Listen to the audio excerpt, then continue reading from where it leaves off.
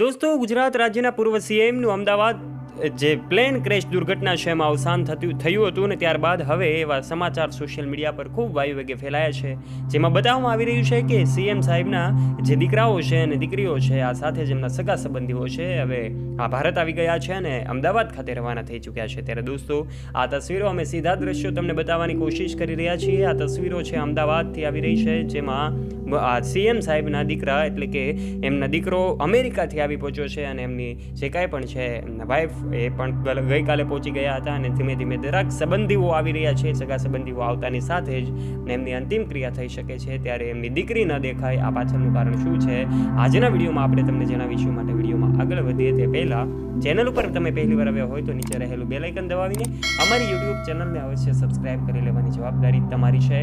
દોસ્તો, વિડીયોમાં આગળ વધીએ તે પહેલાં ભારતના ગુજરાત રાજ્યના પૂર્વ સીએમ એટલે કે વિજયભાઈ રૂપાણીને કોમેન્ટ બોક્સના માધ્યમથી આપ શ્રદ્ધાંજલિ પાઠવવાનું ચૂકતા નહીં, કારણ કે એમની જે કાંઈ પણ અચાનક આ દુઃખદ ઘટના બની, 300થી વધારે લોકો આ પ્લેન ક્રેશ દુર્ઘટનામાં જ્યારે અવસાન પામ્યા છે, ત્યારે સમગ્ર ગુજરાત રાજ્ય ઘેરા શોકની અંદર ડૂબ્યું છે.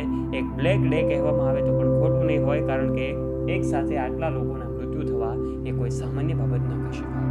ત્યારે આ તસવીરો સૌને ચોંકાવનારી છે, સૌના હૃદય દ્રવી ઉઠે જ્યારે આપણને એવી વાત સાંભળવા મળે કે અચાનક આ ગુજરાતના સીએમ સહિત 300થી વધારે લોકો અવસાન પામ્યા છે. ત્યારે આ ઘટના હચમચાવી દેવી ઘટના છે. ગઈકાલે જ ભારતના યશસ્વી વડાપ્રધાન નરેન્દ્ર મોદી સાહેબ પણ હવે પહોંચી ગયા હતા અને આ સમગ્ર ઘટના વિશેની વાત એમણે સાચી જે કાંઈ પણ તપાસ છે કરી હતી અને પૂર્વ સીએમ સાહેબના ધર્મપત્નીને એમને મળવા માટે અને એમને સાંત્વના પાઠવવા માટે પણ પહોંચી ગયા હતા.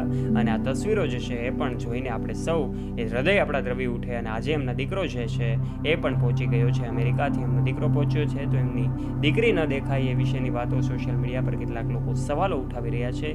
તો અમે તમને જણાવી દઈએ કે આ બાબત અંગે કોઈ પણ મીડિયા રિપોર્ટ્સ પુષ્ટિ કરતું નથી. વિજયભાઈ રૂપાણીની દીકરી લંડનમાં છે અને લંડનમાં જ એમને મળવા જઈ રહ્યા હતા જ્યારે વિજયભાઈ રૂપાણી ત્યારે જ આ ઘટના પ્લેન ક્રેશ દુર્ઘટનામાં બની છે.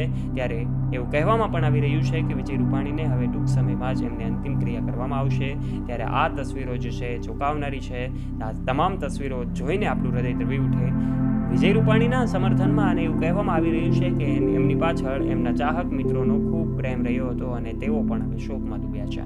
ત્યારે એમના ઘર રાજકોટમાં સૌ લોકોએ ભીડ જમા કરી છે. રાજકોટમાં લાખોની જનમેદની ભેગી થઈ છે અને આ સીએમ સાહેબને તેઓ શ્રદ્ધાંજલિ પાઠવી રહ્યા છે. અલગ અલગ માધ્યમથી લોકો શ્રદ્ધાંજલિનો ધોધ વરસાવી રહ્યા છે. કેટલાક લોકો રૂબરૂ મળીને એમના સ્નેહીજનોને સ્વજનોને શ્રદ્ધાંજલિ પાઠવી રહ્યા છે, તો કેટલાક લોકો સોશિયલ મીડિયાના માધ્યમથી શ્રદ્ધાંજલિ પાઠવી રહ્યા છે.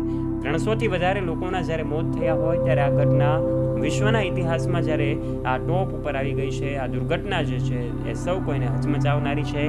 ત્યારે પ્લેન જે છે એ ભારતથી અમદાવાદથી લંડન તરફ જઈ રહ્યું હતું અને ત્યારે જ ગણતરીની મિનિટોમાં જ આ ઘટના બની, આ પ્લેન ક્રેશ થયું અને ભારતના ગુજરાત રાજ્યના પૂર્વ સીએમ એમાં હોમાઈ ગયા. આ સાથે 300થી વધારે લોકો પણ હોમાઈ ગયા. ત્યારે ડીએનએના રિપોર્ટ આધારિત તપાસ કરીને એમના જે કાંઈ પણ બોડી છે એમના સ્નેહીજનોને સોંપવામાં આવી શકે છે. ત્યારે દોસ્તો, આ અંતિમ તસવીર અમે તમને બતાવી રહ્યા છીએ વિજય રૂપાણીની આ એરપોર્ટ પર જતાની અંતિમ તસવીર છે, જે કેમેરામાં કેદ થઈ છે. અનાયાસે કેદ થયેલી આ તસવીર પણ જોઈ શકાય છે. ત્યારે આપ આ વિશે શું કહેવા માંગો છો કમેન્ટ બોક્સના માધ્યમથી આ સૌ જે કાંઈ પણ દિવંગત આત્માઓ છે એમના એમના શાંતિ માટે, ચિત્તની શાંતિ માટે પ્રાર્થના અવશ્ય કરજો. ઓમ શાંતિ અવશ્ય લખજો.